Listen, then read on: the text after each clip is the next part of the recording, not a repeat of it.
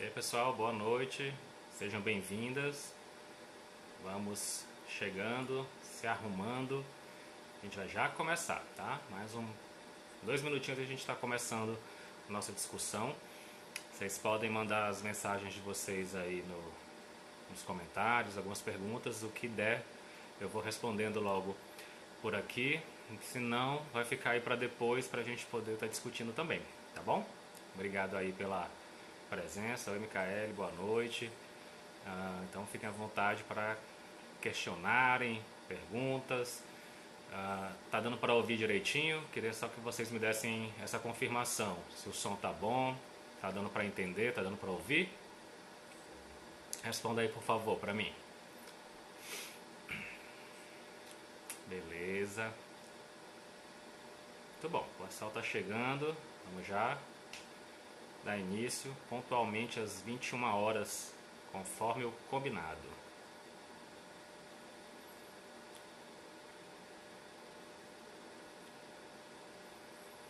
Bom, então quem tiver interesse de colocar alguma pergunta, já aproveita aí, tá bom? Que a gente já vai, agora eu só tô lendo, então tá fácil da gente conversando.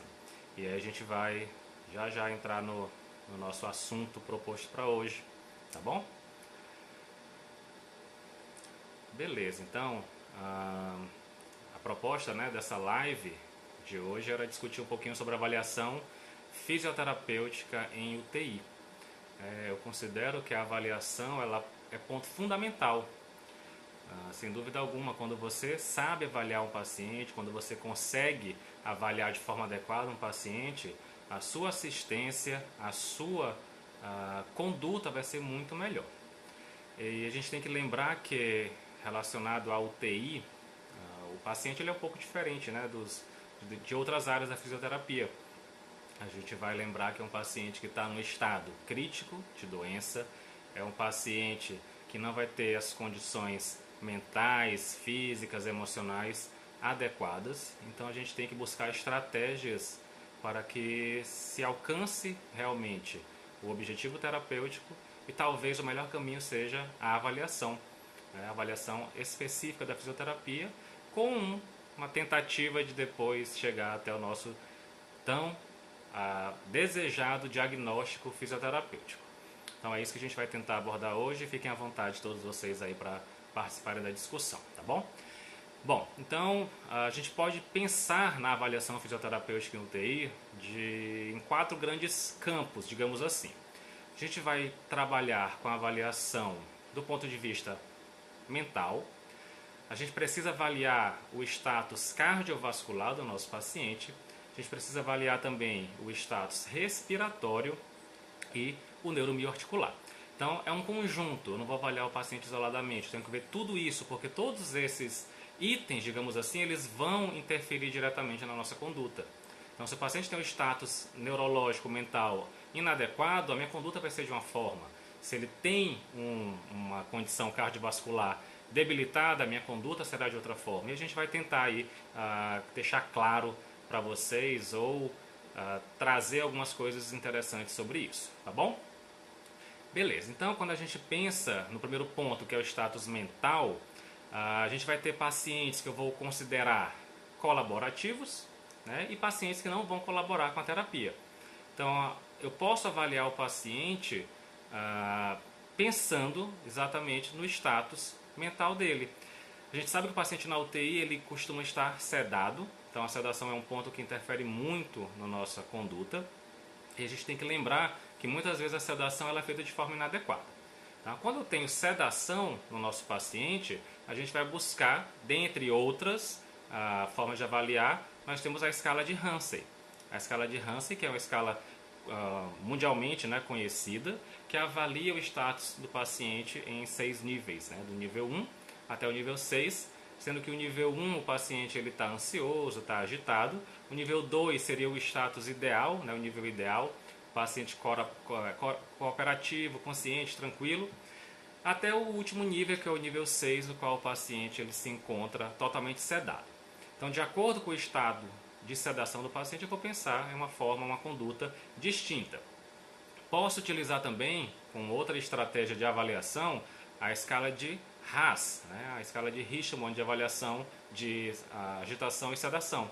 Ela é uma escala um pouco mais complexa, né, ela traz mais itens do que a Hansen, vai variar de +4 até -5 na sua avaliação, sendo que o ideal é que o paciente esteja aí no nível entre 0, né, máximo +1, -1, por aí, porque o nível muito positivo, né, +3, +4, o paciente ele já está agressivo, né, já não vai colaborar muito com a terapia. E por outro lado, o paciente, quando ele apresenta um nível de sedação muito profunda, -4, -5 no RAS, eu também já vou ter uma outra estratégia, vou ter que buscar uma outra forma de assistência a esse paciente. Então, a gente tem a escala de Hansen, a escala de RAS para a agitação. Avaliação de sedação e de nível de consciência. Um outro ponto muito importante que a gente tem que lembrar na terapia intensiva é a avaliação do delírio. O paciente com delírio também vai precisar de uma assistência totalmente distinta, totalmente diferente. Então, o paciente com delírio nós podemos avaliar, né, a ocorrência do delírio por meio, por exemplo, do CAM-ICU. É uma das estratégias, das ferramentas que nós temos atualmente para avaliar esse nível de consciência e determinar se o paciente encontra-se ou não em delírio. A CAM-ICU ela é simples, é muito fácil de ser aplicada. Eu preciso que o paciente ele apresente uma alteração súbita, né, de consciência, pelo menos nas últimas 24 horas, ou um paciente que alterou o nível de consciência, está flutuando o status mental nas últimas 24 horas. Depois eu vou fazer a avaliação do nível de atenção desse paciente, se ele tem realmente a atenção. Vou falar uma sequência de letras para esse indivíduo e ele vai apertar a mão toda vez que eu disser determinada letra, geralmente a letra A, dentro de uma sequência de 10 letras.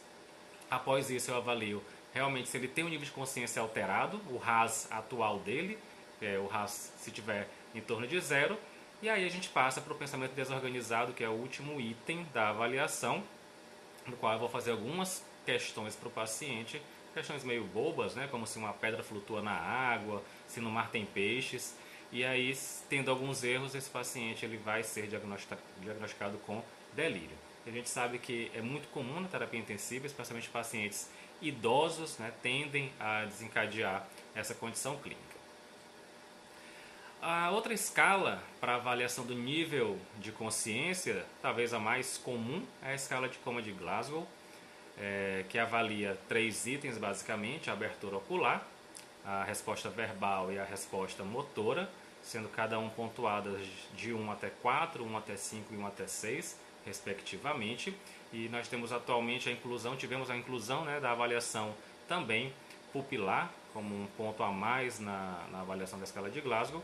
E a gente considera aí o paciente, o ideal, né, que o paciente esteja com Glasgow mais alto possível, né, próximo de 15, para que ele seja realmente o paciente que vai receber ou vai conseguir atender melhor as solicitações e inclusive participar melhor da terapia. Quanto mais baixo o nível da escala de Glasgow, pior o nível de consciência e outros cuidados a gente vai pensar em ter com o paciente.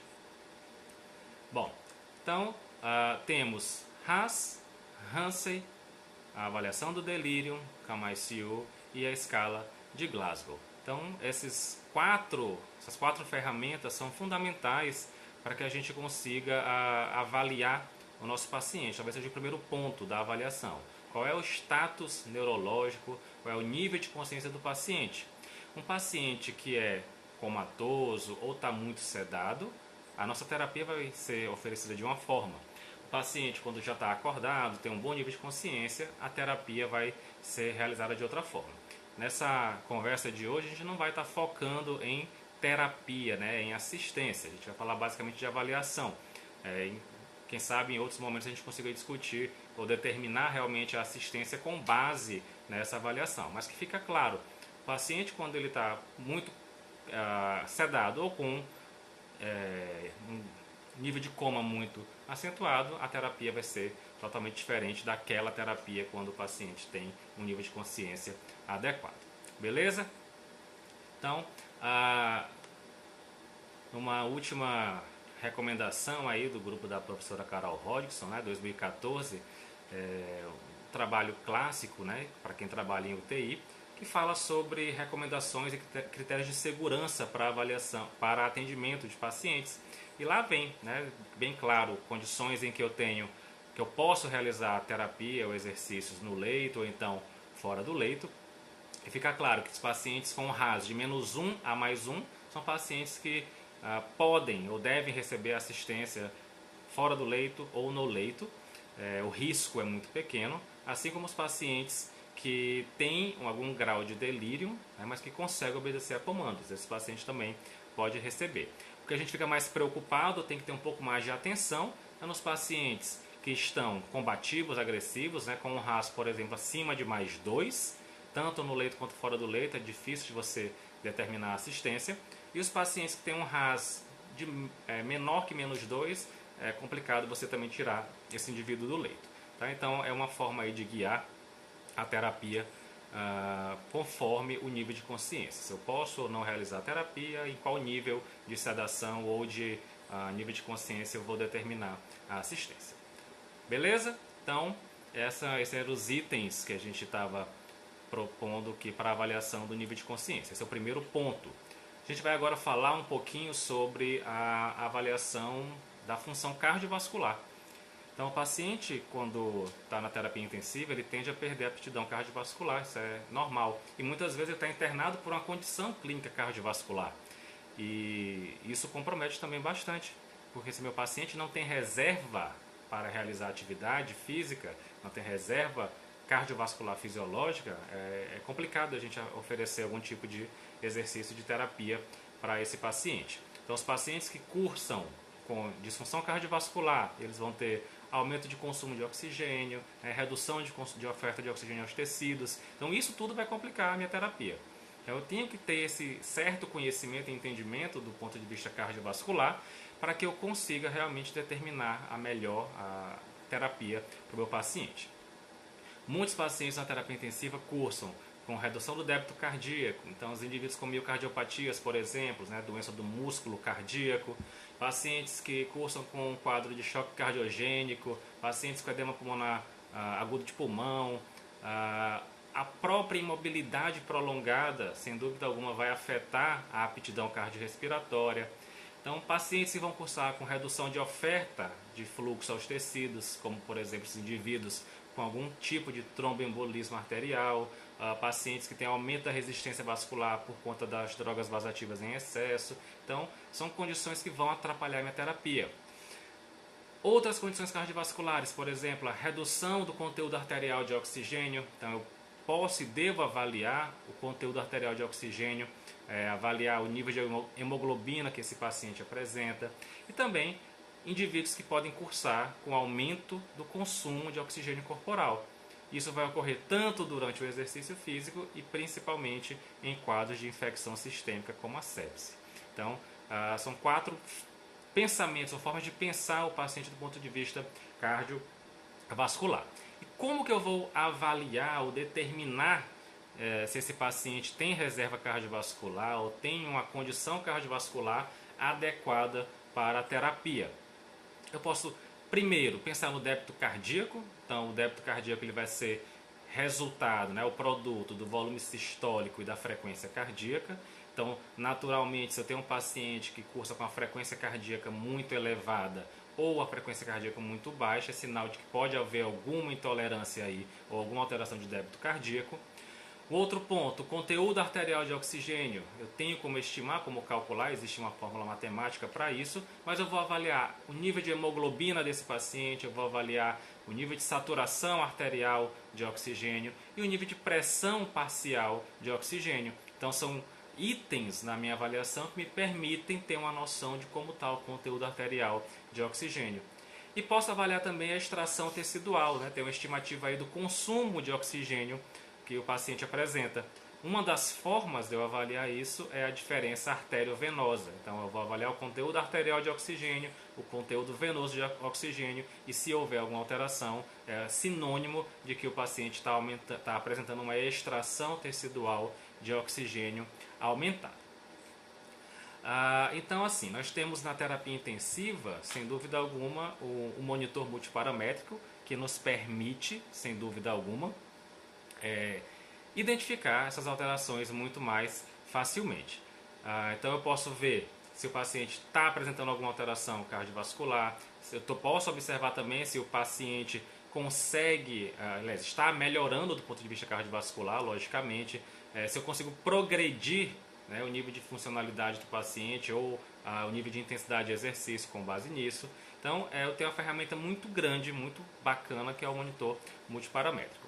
Então, o que é que eu posso observar, né, para saber se o paciente realmente tem algum grau de reserva cardiovascular para a terapia, para que eu tenha certeza que a terapia pode ser aplicada. Uma das formas de determinar isso é avaliando a frequência cardíaca de repouso. Né? Se a frequência cardíaca de repouso desse indivíduo ela é em torno de 50% ou menor que 50% daquela frequência cardíaca predita. Então, essa é uma forma de eu avaliar se o paciente tem aptidão cardiovascular. Eu posso identificar pela pressão arterial também, né, se houve alguma variação importante da pressão arterial recente, em torno de 20% aí da pressão basal. Eu vou avaliar o eletrocardiograma.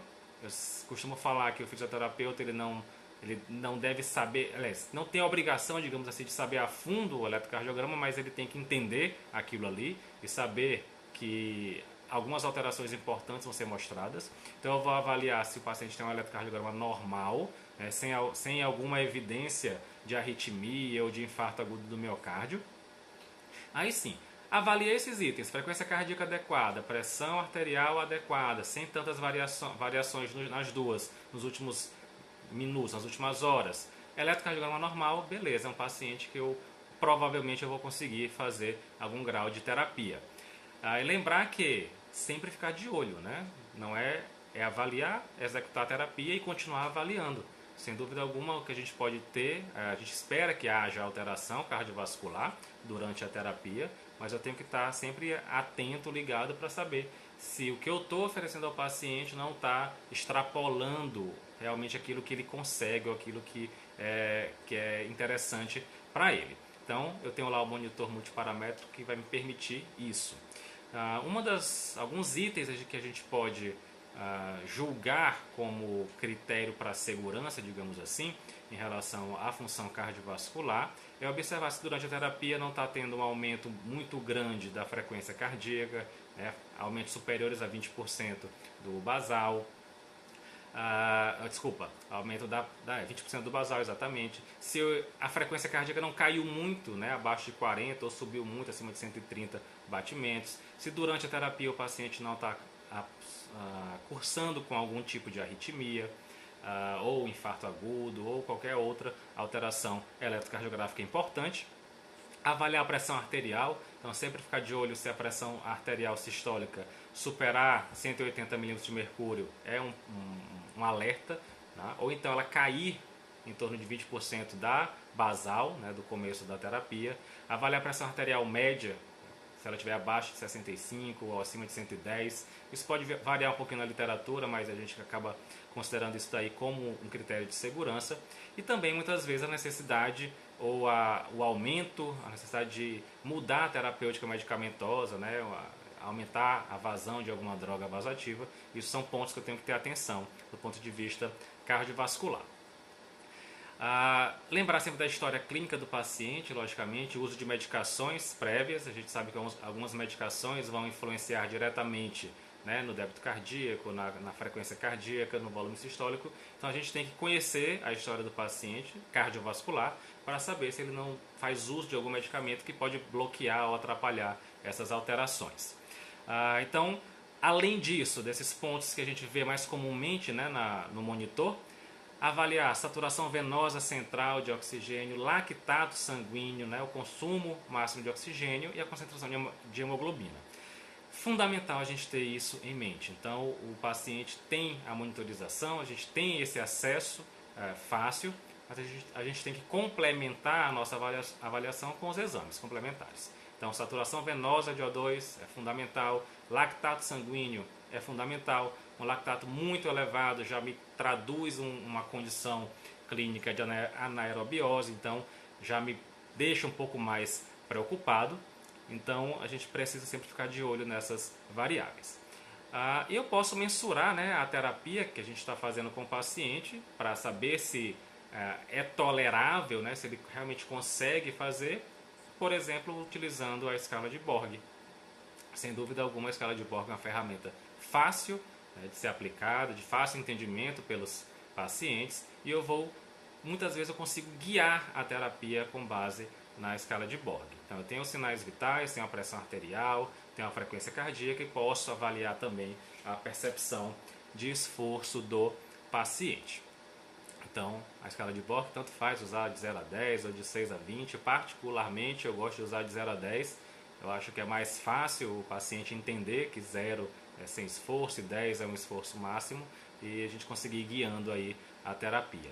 A gente costuma trabalhar aí com o paciente atingindo em torno de 3 até 5 na escala de Borg, um exercício de leve a moderado. Logicamente eu não quero levar meu paciente à exaustão nesse momento aqui na UTI, então é uma forma da gente guiar. Uma outra forma de avaliar também é utilizando o consumo calórico, né? Um pouco mais difícil, a gente teria que ter aí estimativas de atividades específicas que levam a determinado consumo calórico. Acaba que na prática talvez não fica sendo muito interessante. Então, do ponto de vista cardiovascular, eu vou avaliar sempre sinais vitais básicos, frequência cardíaca, pressão arterial. Vou avaliar conteúdo arterial de oxigênio, lactato, saturação venosa. Né?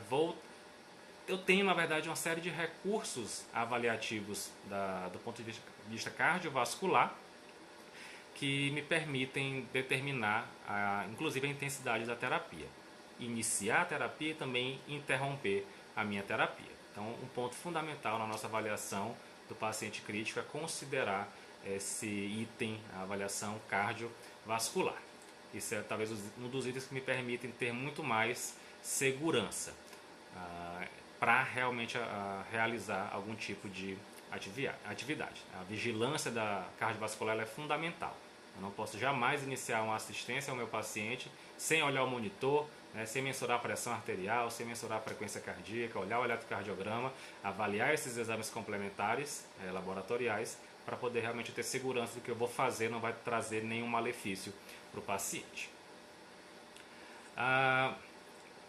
Terceiro item da nossa avaliação, a gente vai falar um pouquinho da função respiratória, que talvez por muito tempo foi ou ainda é, dependendo de onde vocês estiverem, o ponto fundamental da fisioterapia na terapia intensiva, né? A avaliação da função respiratória.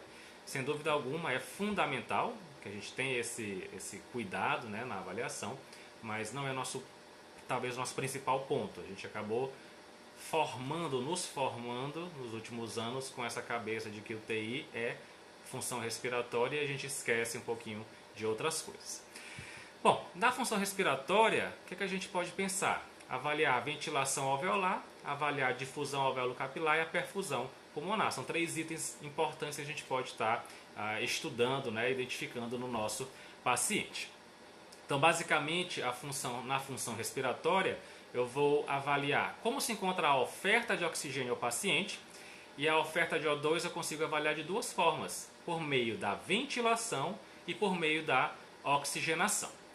Quando eu penso em ventilação, a gente tem que também lembrar que são coisas distintas, né? Ventilação é uma coisa, oxigenação é outra coisa. Se o problema do paciente é ventilatório, a minha conduta é de um jeito. Se o problema é de oxigenação, minha conduta vai ser totalmente diferente.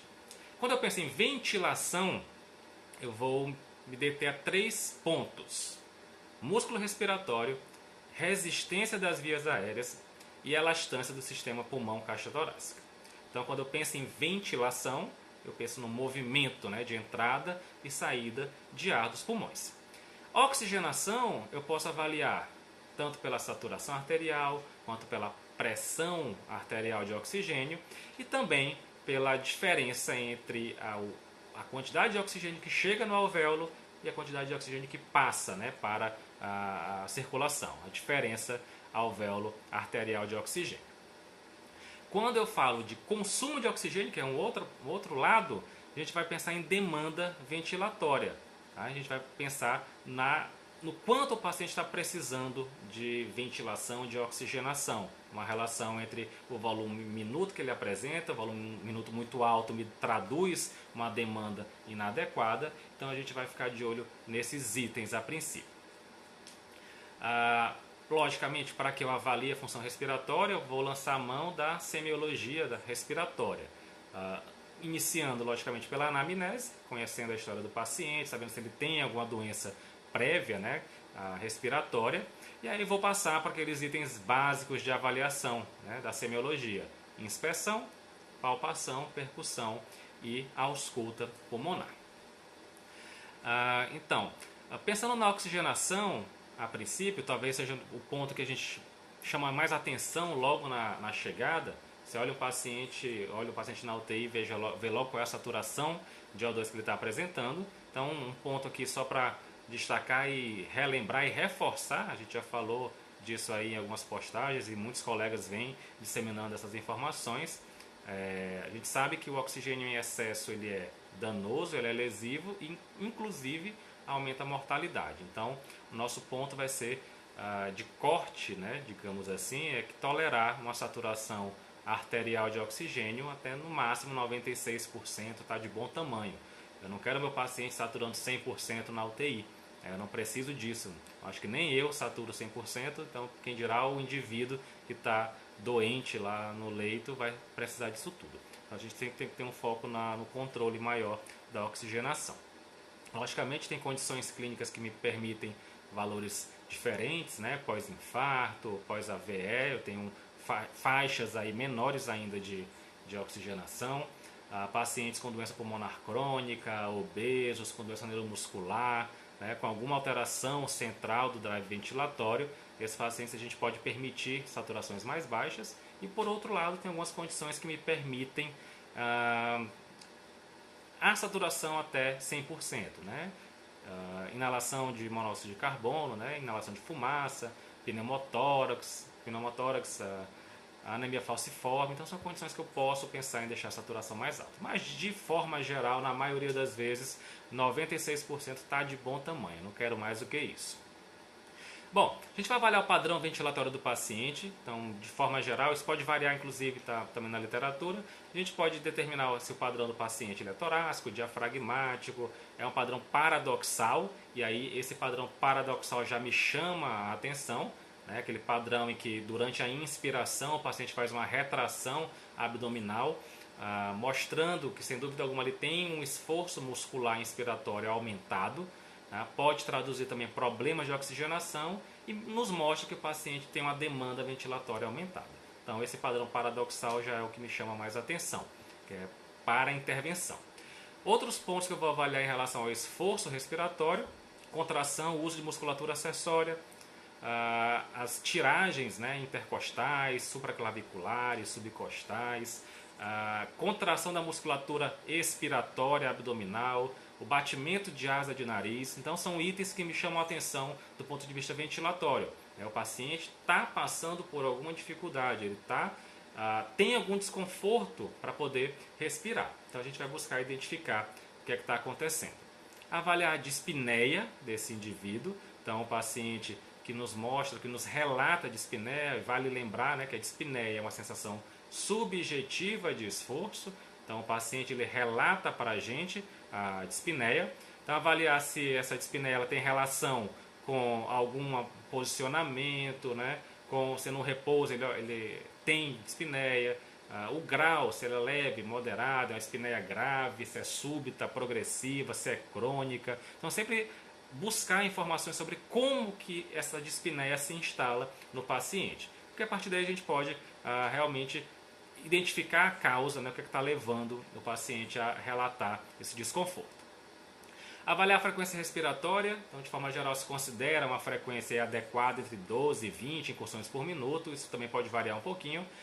Pacientes que têm uma frequência inferior a 12 a 10 incursões por minuto, a gente pode desconfiar de rebaixamento de nível de consciência, né? Pós-trauma crânioencefálico, pós-acidente vascular encefálico, por overdose de drogas.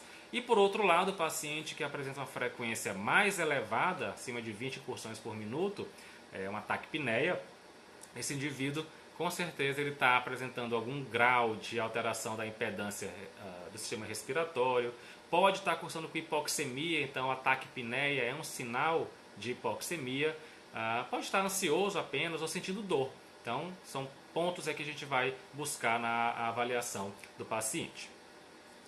Lembrar que existem algumas condições que nos levam ao relato de dispneia, ao aparecimento de dispneia, de acordo com a posição do paciente. Então, talvez a mais comum na terapia intensiva seja a ortopneia. Então, pacientes que cursam com edema pulmonar agudo, eles acabam apresentando este desconforto, né, a ortopneia, que é a dificuldade que se apresenta para manter a respiração em decúbito dorsal. Esse indivíduo ele só consegue respirar, né, manter a sua ventilação sentado. Então, dentre outros, a trepopneia, a platipneia, então são várias descrições aí relacionadas ao padrão ventilatório. Importante também avaliar a expansibilidade torácica. Então, a expansibilidade pode ser avaliada tanto pela inspeção, eu observo o movimento dos hemitórax, se o ideal é que eles sejam simétricos, que a gente tenha um movimento igual dos dois hemitórax. Em pacientes intubados, pacientes críticos, quando eu observo a alteração na simetria, eu já desconfio de alguma doença unilateral ou então da posição seletiva do tubo. O tubo pode ter seletivado, né, para o brônquio direito e está expandindo somente o lado direito, o hemitórax direito. Lembrar que tem doenças que vão alterar bilateralmente a expansibilidade, por exemplo, as doenças neuromusculares, as doenças pulmonares crônicas, as doenças restritivas, são condições que nos levam levam o paciente a apresentar a expansibilidade reduzida bilateralmente. De forma complementar à avaliação, nós temos a palpação. A gente vai fazer em todo mundo a avaliação de palpação, de percussão? Não, talvez não haja necessidade. Mas sem dúvida alguma elas trazem informações adicionais que nos permitem a identificação de algum componente importante.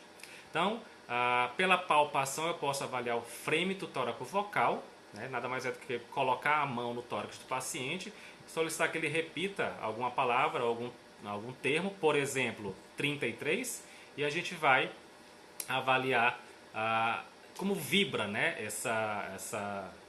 esse tórax do paciente. De forma geral, quando eu tenho um frêmito tóraco-vocal aumentado, a gente vai pensar em situações de condensação, neoplasias, alguma coisa do tipo, né? Uma situação que aumenta a densidade pulmonar. Quando o frêmito está reduzido ou abolido, eu já penso, por exemplo, em algo que está alterando o trajeto entre o som e o tórax. Por exemplo, pneumotórax, derrame pleural, são situações em que o frêmito pode estar diminuído. E tem outro ponto do frêmito brônquico, do frêmito, que é o frêmito brônquico, que nada mais é do que você colocar a mão no tórax do paciente e sentir a vibração causada por secreção na via aérea. Então você põe a mão no peito do paciente e sente aquela vibração relacionada à presença de secreção, e isso pode ser reduzido com a tosse, se o paciente tiver condições. Se não, sem dúvida alguma, é um dos pontos que nos levam a pensar na aspiração traqueal, né? O frêmito brônquico presente. Percussão é um outro item que a gente pode pensar na avaliação respiratória. O som, né, quando se percute na região torácica, ele tende a ser um som um pouco mais claro, mais alto, né? O som pulmonar clássico. Se esse som ele apresenta-se mais aberto, mais timpânico, eu vou pensar numa condição em que há aumento da quantidade de ar dentro do pulmão, por exemplo, o pneumotórax, o enfisema. Se esse som se encontrar mais abafado, eu vou tratar isso como uma maciçez do som, e aí eu penso em situações de condensação, derrame pleural, por exemplo, hepatização que pode ocorrer. Então é um item complementar aí na nossa avaliação. O último ponto da avaliação respiratória é o uso da ausculta, né? O uso do estetoscópio. Esse é o nosso parceiro aí de todos os dias na terapia intensiva. Em relação aos sons pulmonares, a gente teve recentemente uma atualização, recentemente entre aspas, já tem 3 anos que foi publicada, uma atualização da nomenclatura dos sons pulmonares, né? Uma publicação europeia que atualizou, né, os nomes, os termos. Basicamente, o que era ronco continua sendo ronco, o que era sibilo continua sendo sibilo. Houve apenas uma pequena mudança nos estertores, que antes chamavam de estertores grossos e finos, agora se chama atualmente, né, na nomenclatura dessa última publicação, chama crepitações. Então abolimos os estertores e temos somente as crepitações grossas e as crepitações finas. E uma outra sugestão que esse documento traz é a alteração do nome, do termo murmúrio vesicular, que nós rotineiramente utilizamos na terapia intensiva, por som pulmonar. Então lembrar que o som mais grave, mais grosseiro, o ronco, ele é geralmente indicativo de presença de secreção na via aérea. Os sibilos, aquele som mais agudo, semelhante a um miar de gato, ele pode indicar a presença de secreção espessa na via aérea, edema na via aérea, redução de luz brônquica, broncoespasmo, então algo que interfira a passagem do ar pela via aérea. As crepitações finas, elas têm um caráter de predominância inspiratória e muitas vezes estão relacionadas a condições de condensação, edema pulmonar. E já as crepitações grossas, elas tendem a ocorrer na inspiração e na expiração e podem refletir, além de presença de líquido nos brônquios, a presença de secreção também em vias aéreas mais distais. Do ponto de vista funcional, né, a gente falou a semiologia mais geral, né, ausculta, percussão, palpação e esqueci qual foi o outro, ausculta, percussão, palpação e inspeção. Pensando do ponto de vista funcional, nós fisioterapeutas temos recursos para poder avaliar a função pulmonar do paciente na terapia intensiva. Aqui a gente vai falar de alguns apenas. Então a ventilometria é importante para a gente determinar a capacidade vital do paciente, volumes e capacidades, né, do paciente. Podemos realizar a espirometria, não é tão comum, pelo menos na minha prática, mas é um recurso que nós temos. A avaliação do peak flow, do pico de fluxo expiratório, e também a manovacometria, que nos permite a avaliação da força muscular respiratória. Bom, utilizando o ventilômetro, a gente vai conseguir estimar, por exemplo, a capacidade vital lenta ou forçada do paciente. O ventilômetro é um dispositivo muito caro, né? Demanda um custo muito grande. Então, aproveitando aí, nos últimos tempos, um dos nossos colegas fisioterapeutas, o professor Marco Aurélio Valois, o professor Bruno Prata, eles publicaram alguns trabalhos relacionados a uma forma alternativa de medir a capacidade vital. E por que é importante essa mensuração? Porque a capacidade vital forçada, ela nos permite determinar a conduta.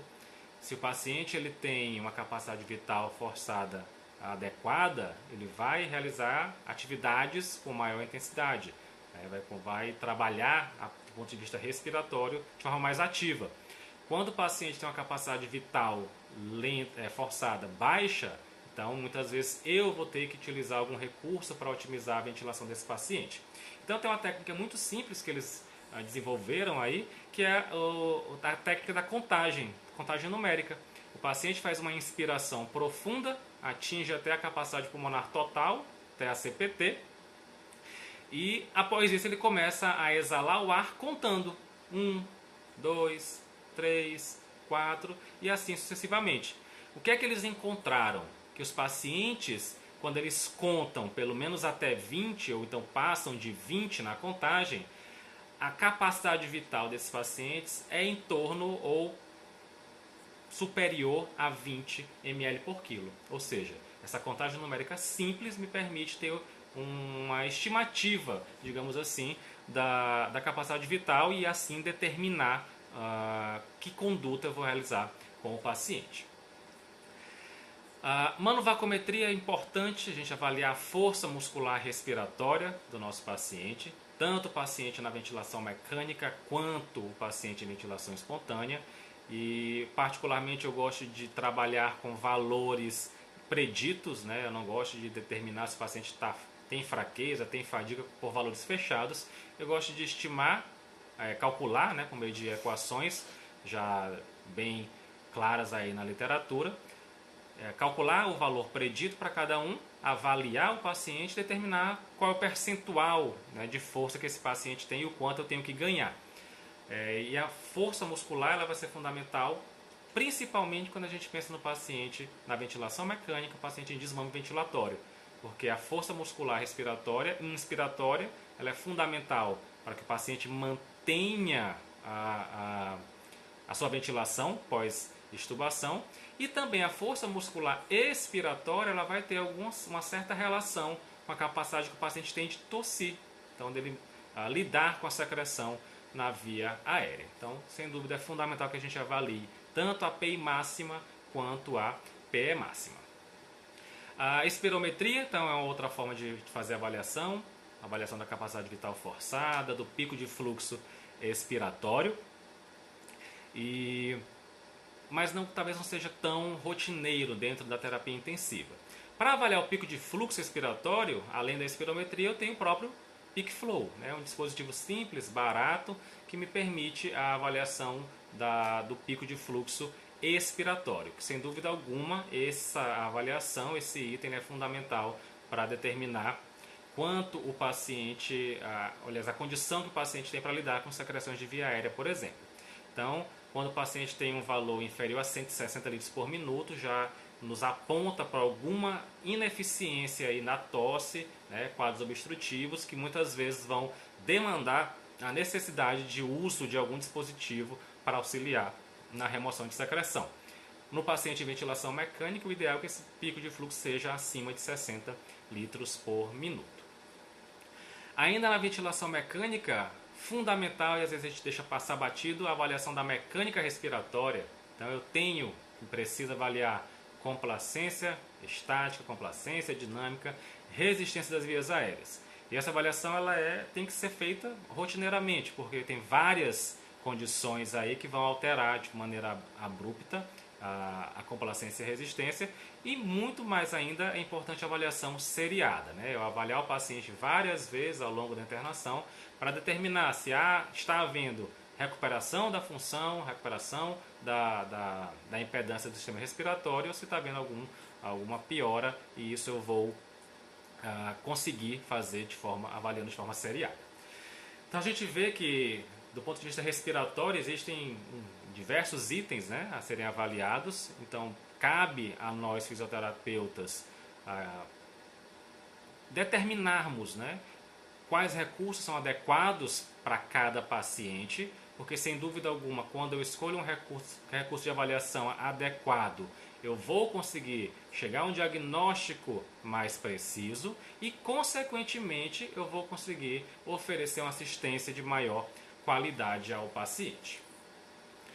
Bom, por último, o último item da avaliação, já se foram 40 minutos e passou rápido que eu nem vi, a avaliação da função neuromioarticular. Eu vi que alguns colocaram aí, eu estou lendo aqui o que está sendo escrito, mas não está dando para acompanhar, mas eu vi alguns colegas colocando aí algumas coisas de escala funcional, e a gente vai falar desse item agora, tá? Então, na avaliação neuromioarticular.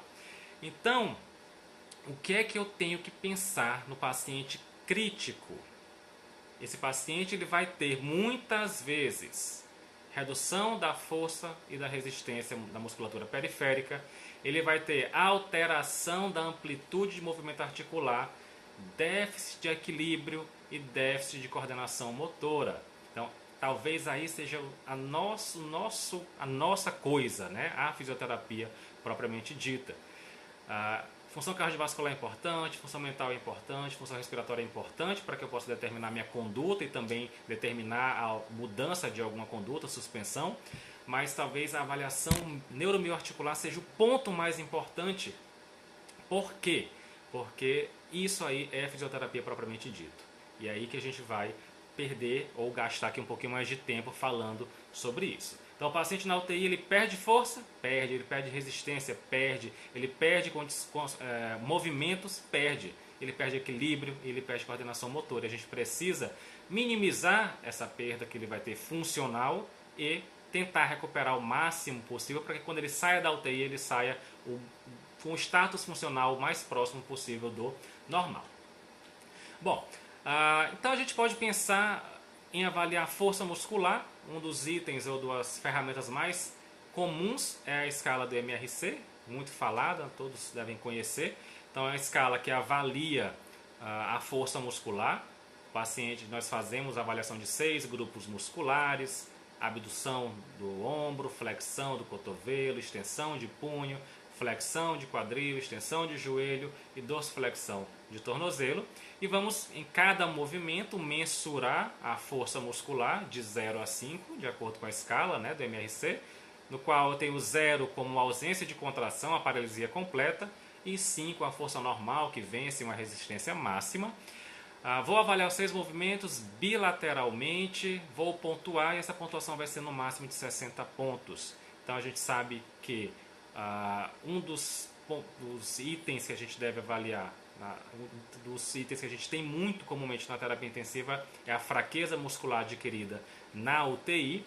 E o ponto de corte para a fraqueza muscular adquirida na UTI é um MRC inferior a 48. Ou seja, de 60 pontos, quando o indivíduo faz menos que 48, ele pode estar cursando com fraqueza muscular adquirida na UTI. Existem limitações, logicamente, da MRC. Eu coloquei esses dias no Stories para perguntar, deixarem perguntas, e uma das colocações foi relacionada ao MRC. Tem limitações por conta da padronização dos movimentos, da intensidade, da resistência, da identificação da força prévia do paciente, pode influenciar. A diferença entre aquele grau 4 e grau 5 não muito bem determinadas. Hoje alguém comentou aí numa postagem ou no Stories, o paciente que é amputado ou teve um AVE e está hemiplégico, eu posso utilizar? A gente não vai conseguir avaliar na sua plenitude a escala, mas eu vou avaliar a força muscular sem dúvida alguma desse paciente de alguma forma. Lembrar, né, isso foi até conteúdo da postagem de ontem, que para avaliação adequada do MRC o paciente tem que estar cooperativo, ele tem que ter um nível de colaboração adequada.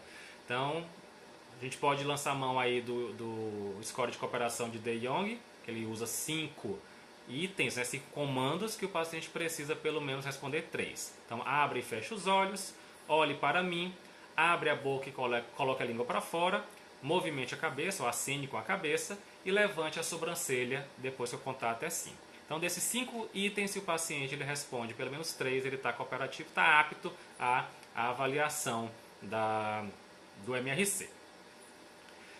Temos o outro recurso, que é a dinamometria, mas aí a gente já precisa de um recurso, né, de um aparelho específico, o dinamômetro, que tem um certo custo, mas a sua aplicação ela é muito simples. Aqui eu estou falando do dinamômetro de preensão palmar, né, do hand grip. É uma alternativa ao MRC.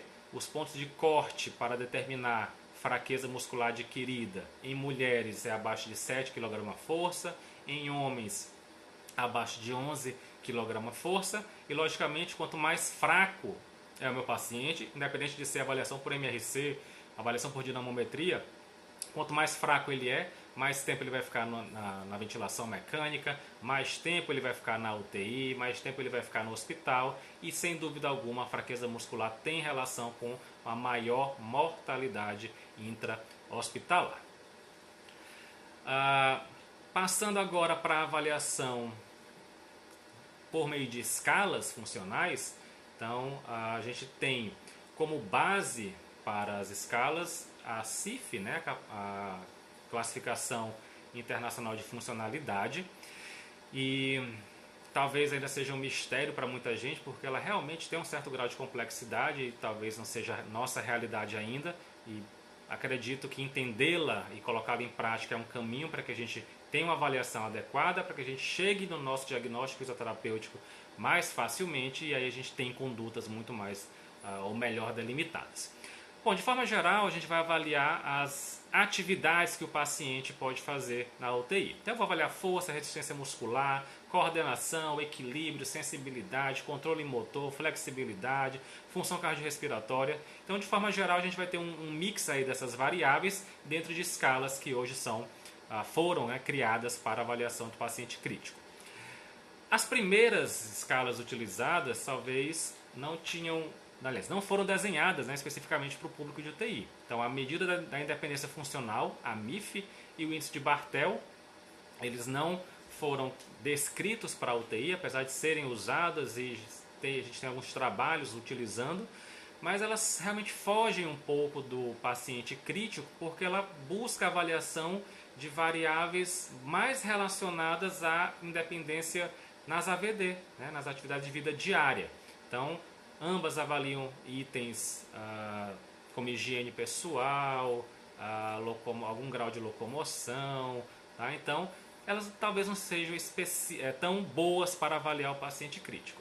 E por conta disso, né, ao longo dos anos, foram desenvolvidas diversas escalas funcionais ou escalas de mobilidade apropriadas para os pacientes críticos.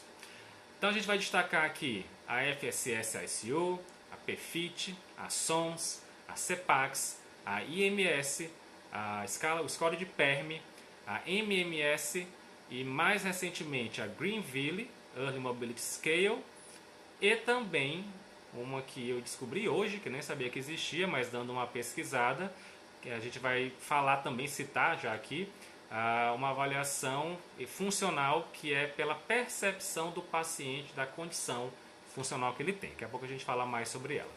E essas escalas, de forma geral, elas têm correlação com a força muscular, com o desempenho no Time Up and Go, né, no teste de TUG, para avaliação de equilíbrio e capacidade funcional também. Tem capacidade preditiva para alta hospitalar e também tem alguma relação com a mortalidade hospitalar. Então, a MIF ela vai avaliar, a gente já falou ainda há pouco, a MIF vai avaliar itens relacionados mais a AVDs, assim como o Barthel. Então, o primeiro item que a gente vai falar dessas escalas é a FSS-ICU, a Functional Status Score for the Intensive Care Unit. É uma escala bem simples, ela avalia 5 itens somente, né? vai avaliar 5 pontos. O rolar, a transferência de supino para sentado, a transferência de sentado para em pé, o sentar na beira da cama e o andar. E vai utilizar o score semelhante lá ao da MIF, né? Avaliação de 0 a 7. Então, para cada item desse, eu pontuo de 0 a 7. 0 é o paciente que é incapaz de realizar a atividade completa e 7 é o paciente que é totalmente independente para realizar aquela atividade. Então a gente avalia o rolar, pontua de 0 a 7, a transferência de supino para sentado de 0 a 7 e vai ter uma pontuação aí variando de 0 a 35 pontos. A outra escala, o outro score é o PFIT, ou APFIT, a Physical Functional ICU Test. É um score que vai vai realizar 4 atividades. Então você vai determinar 4 atividades não, vai avaliar 4 itens. O primeiro item é a necessidade de auxílio para o paciente ser transferido de sentado para ortostatismo. Então, quantas pessoas precisam para auxiliar? Se nenhuma, se ele faz sozinho, se ele é incapaz, ou se precisa de uma pessoa ou de 2 pessoas para realizar. Avalia a marcha estacionária, né, a cadência de passos, a força muscular de flexores de ombro e a força muscular de extensores de joelho, aí graduado pelo score lá do MRC de 0 a 5. E aí, essa escala vai variar de 0 a 12 na sua forma ordinal e tem uma outra escala já derivada, que é a escala intervalada, que vai de 0 até 10 pontos. E o que é legal dessa escala é que ela já tem alguns trabalhos que correlacionam ela com TUG, com TC6, com força muscular pelo MRC, tem associação com a força muscular periférica, com alta hospitalar, com tempo de internação. E ela já tem também a mínima diferença importante determinada. Então, na escala intervalada, para eu dizer que o paciente está evoluindo de forma adequada, essa pontuação tem que variar de 1 a 1,4 pontos. Então, eu consigo determinar tanto a piora quanto a melhora do paciente por meio dela. E, além disso, o efeito chão na admissão e o efeito teto na alta são baixos. Então, é uma escala que tem realmente um grande valor. A terceira escala é a SOMS, a Surgical Intensive Care Unit Optimal Mobilization Score, que é uma escala específica para a avaliação de pacientes cirúrgicos. Ela varia de 0 a 4, basicamente, então são 5 pontos, né? 0, 1, 2, 3, 4. O 0 é o paciente que não faz nenhuma atividade. 1 é o paciente que ele recebe mobilização passiva, né, no leito. O 2 é o paciente que já senta, o 3 faz ortostatismo e o 4 é o paciente que deambula. Então ela basicamente gradua, né, do nenhuma atividade até o deambulação de 0 a 4. E quanto maior a pontuação, logicamente melhor a condição física do paciente, funcional do paciente, menor a taxa de mortalidade, menor tempo de internação na UTI. Próxima escala, CPACS, a Chelsea Critical Care Physical Assessment Tool.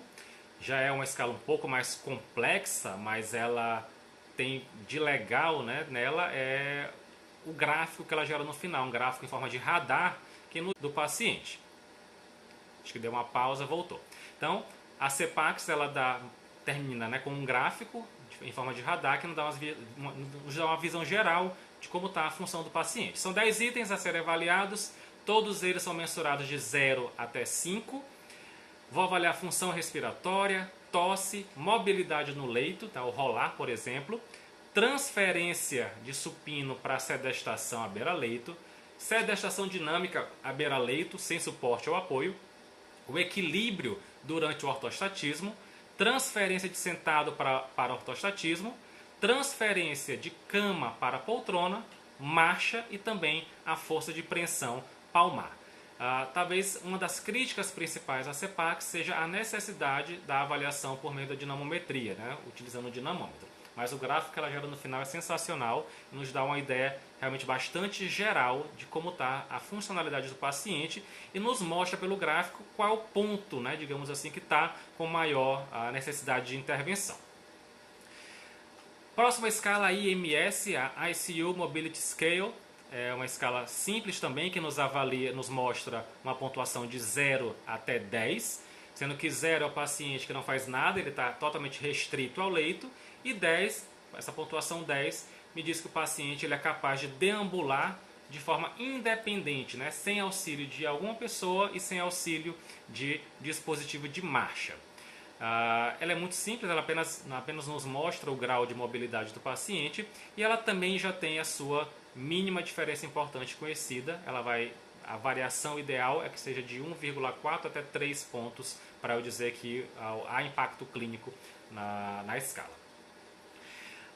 O score de PERM é um outro ponto, o outro item que avalia 15 pontos, então ela já é um pouco mais maior, né? Ela tem mais itens a serem avaliados. Cada ponto vai ser avaliado de 0 a 1, 0 a 2 ou 0 a 3, isso vai depender do que é que está sendo avaliado.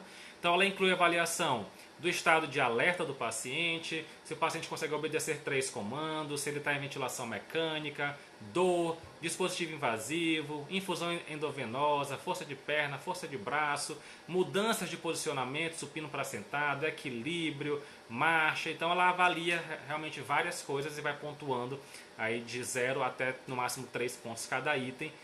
É uma escala bastante completa e complexa de utilizar, mas que também aí está descrita na literatura.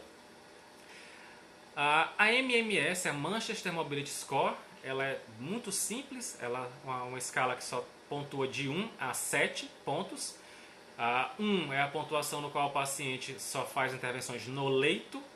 O 2 ele já senta beira-leito, no 3 ele já tem uma transferência para poltrona, 4 ele já fica em ortostatismo, até chegar em 7 que o paciente deambula mais que 30 metros. Então, uma escala bem simples também de aplicação que a gente pode utilizar na prática clínica.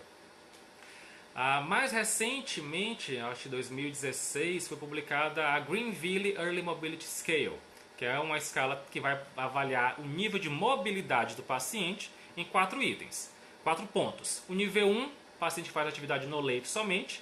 O nível 2 é o paciente que faz atividade à beira-leito. O nível 3, o paciente fica em pé, e o 4 é o paciente que já tem atividades independentes, incluindo a deambulação. E o legal da Greenville é que ela já traz algumas sugestões de condutas de acordo com o nível, né, com o seu nível de mobilidade. A última escala que a gente vai falar aqui, que foi essa que eu fiquei sabendo hoje, eu não conhecia, descobri hoje, foi publicada esse ano, né, essa escala. Chama Patient Reported Functional Status for the Intensive Care Unit. Então é uma escala em que o paciente